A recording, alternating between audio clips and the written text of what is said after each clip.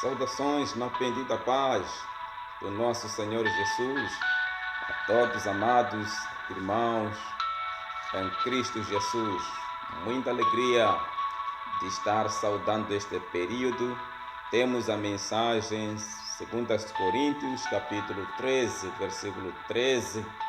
2 Coríntios 13, versículo 13. Diz assim a palavra: que a graça do Senhor Jesus Cristo e o amor de Deus e a comunhão com o Espírito Santo estejam com todos vós. Amém, queridos? Esta é a mensagem do apóstolo Paulo, a sua última carta que ele escreve aos Coríntios, né? Então, ele vem por poder dar graças ao Senhor Jesus Cristo pelo seu amor que é em Deus, e também que esse amor esteja em Espírito e também Espírito Santo, e também esteja com todos nós. Então, queridos amados, nós temos esta palavra que nós vamos poder agora falar sobre a especialidade do Espírito Santo. Especialidade do Espírito Santo.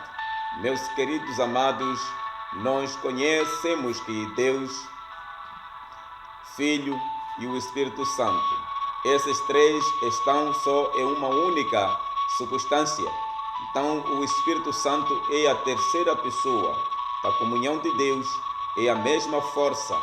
Falar do Espírito Santo tem a mesma maneira de expressar ou de falar de Deus, pois a diferença que existe é a maneira, a função, a forma que ele atua na vida de cada ser humano.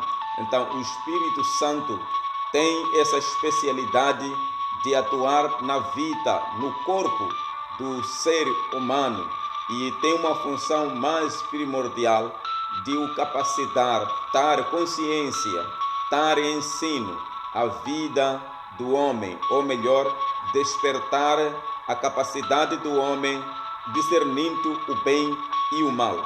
Então, essa é a especialidade e a função primordial do Espírito Santo. Então, muitas das vezes, vários homens, vários pregadores têm dado essas perguntas: o que é o Espírito Santo? Qual é a função desse Espírito Santo? Então, nós tentamos uma forma de poder explicar sobre a função do Espírito Santo. Então, o Espírito Santo é ele que realiza a presença de Deus em nós e possibilita também uma comunhão entre crentes para criar uma comunidade de família de Deus. Então, por isso que o apóstolo Paulo, ele fala nas segundas cartas de Coríntios 13, acerca da graça de Deus, a comunhão e o amor em Espírito Santo de Deus esteja conosco, segundo o texto que nós acabamos de ler. Então, essa tem essa função, essa forma de poder atuar na vida do ser humano. Então, o que é o Espírito Santo? O Espírito Santo na vida de um cristão. Quem é um cristão?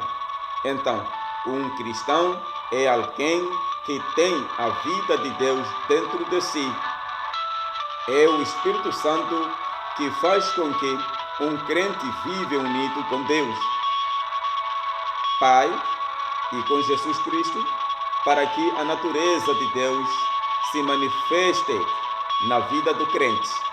Então, essa é a especialidade. A segunda maneira, sem o Espírito Santo, a vida que pode ser chamada uma vida cristã torna-se uma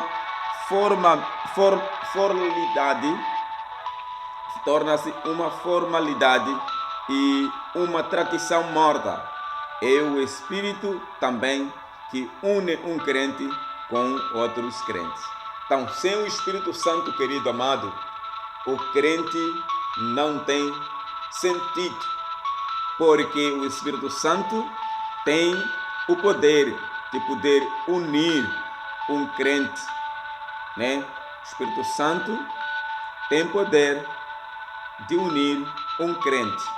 Então, concluímos que dentro do Espírito Santo, o homem vai saber que existem também as marcas do Espírito Santo. O Espírito Santo tem as suas marcas. Amém? O Espírito Santo tem as suas marcas. Então nós vamos compreender quando Jesus, após da sua ressurreição, ele se encontra com um homem duvidoso chamado Tomé. Tomé não acreditava, Tomé não aceitava que Jesus, ele ressuscitou. A ideia do ser humano na base de Tomé, ele pensava que de novo ele tornará sendo carnal. Então Jesus um dia aproximou-se ao Tomé e diz: veja as minhas mãos, ali onde que eles pregaram, crucificaram, pois o Espírito não fica com marca, não fica com mancha, o Espírito não fica com alguma tatuagem no corpo, um ferimento no corpo. Então você creia que eu já ressuscitei, veja nas minhas mãos onde que eles pregaram, colocaram o prego nas minhas mãos, pois eu já ressuscitei. Aí compreendemos que Jesus estava se apresentando carnalmente. Era uma forma carnal, era uma maneira carnal. E Tomé acreditou, mas no passo do Espírito Santo não. O Espírito Santo não tem nenhuma mancha, nenhuma marca de ferimento que faz uma composição como se fosse o homem. Então o homem, ali onde se aleja, sempre tem uma marca que resta como uma lembrança que houve isso. Mas Jesus, após a sua ressurreição, ele tornou-se em espírito e ele trabalha em espírito, pois ele não tem nenhuma cicatriz no seu corpo, isto é, ele vive espiritualmente, mas não tem nenhuma cicatriz no seu corpo. Tendo uma cicatriz, conforme nós falamos, o homem numa empresa, num projeto, realmente quando se parte, se quebra ou se corta com uma katana, com uma faca, com um instrumento, sempre tem existido um sinal. Aquele sinal é uma lembrança. Quando o homem repara na cicatriz no seu corpo, ele vê que este ferimento ocorreu no dia X. Ele não vai esquecer. Mas o Espírito Santo reencarnado ou encarnado na pessoa do nosso Senhor Jesus Cristo não tem nenhuma marca ou nenhuma cicatriz no seu corpo, sinal que ele nunca pode vir lembrar do sofrimento que houve no dia do seu sacrifício. Nós encontramos a especialidade do Espírito Santo, encontramos quem é um cristão, encontramos também as marcas do Espírito Santo. A base dos sinais da vida do Espírito Santo numa pessoa consiste de duas afirmações. Entenda isso, caro ouvinte. Duas afirmações. Jesus é o Senhor. 1 Coríntios 12, 13. Abba, Pai. Romanos 8, 15. Essa Abba, Pai, são as primeiras palavras de uma criança recém-nascida.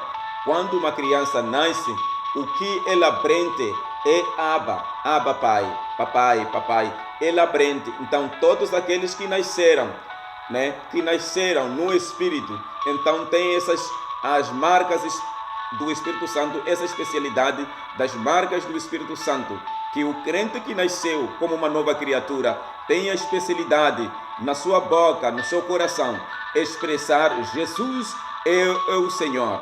Também expressar a papai. Na sua oração, você vai, papai do céu, santificado seja o seu nome. Essas são formas que o crente deve aprender nos seus primeiros momentos da sua vida. Amém? Que Deus possa te abençoar no nome de Jesus. Glória a Deus. Fique em paz. Sempre nos visitem nesse canal. Estaremos colocando ainda mais várias mensagens, várias pregações. Amém? Deus abençoe.